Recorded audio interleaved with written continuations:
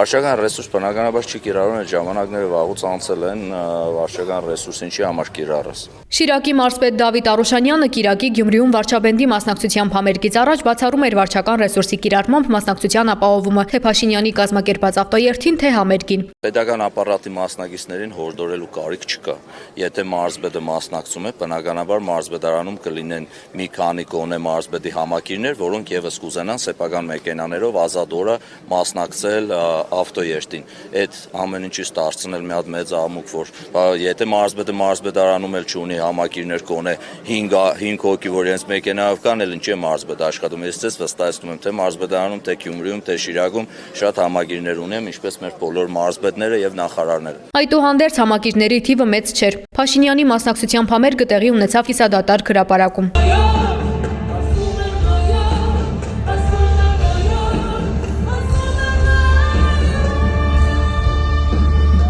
Վարդանանց հրապարակում համերգի փոքրաթիվ մասնակիցների մեջ էլ շիրակցիների թիվը մեծ չէր։ Ներկաների մեծ մասը Փաշինյանի հետ ավտոերթով Գյումրի եկած քաղաքացիներն էին։ Կառավարության անդամները, մարզպետներ, համայնքապետեր, տարբեր մարզերից Փաշինյանի աջակիցները, որոնք ամենուր ուղեկցում են նրան, Փաշինյանի անվտանգության աշխատակիցներն ու մեծաթիվ ոստիկանները։ Ոստիկանների հեռանալուց հետո համերգի մասնակիցների շարքերն էլ ավելի նոսրացան։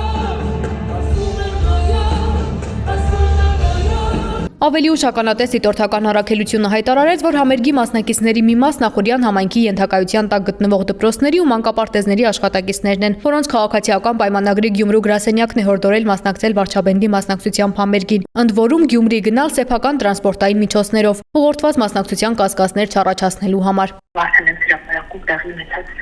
միջոցառման վերաբերյալ ականատեսը հատակներ է ստացել, որ մարդկանց ուղղորդել են մասնակցել միջոցառմանը, մասնավորապես մեր տեղեկություններ են փոխանցվել, որ Նախորյան համայնքի ենթակայության տակ գտնվող նախադպրոցական ուսումնական հաստատությունների ու դպրոցների անձնակազմներին հրահանգվել է ապահովել այդ միջոցառմանը պարտադիր մասնակցություն ու հատուկ նշվել է, որ սեփական մեքենաների միջոցով այդ մասնակցությունն ապահովում, որպեսզի ուշադրություն չգրավի։ Համերգից առաջ Գյումրիում վերհարցման մասնակիցների մեծ մասն էլ ասում էր Փաշինյանի համերգին մասնակցելու մտադրություն չունի։ Իհարկե ոչ։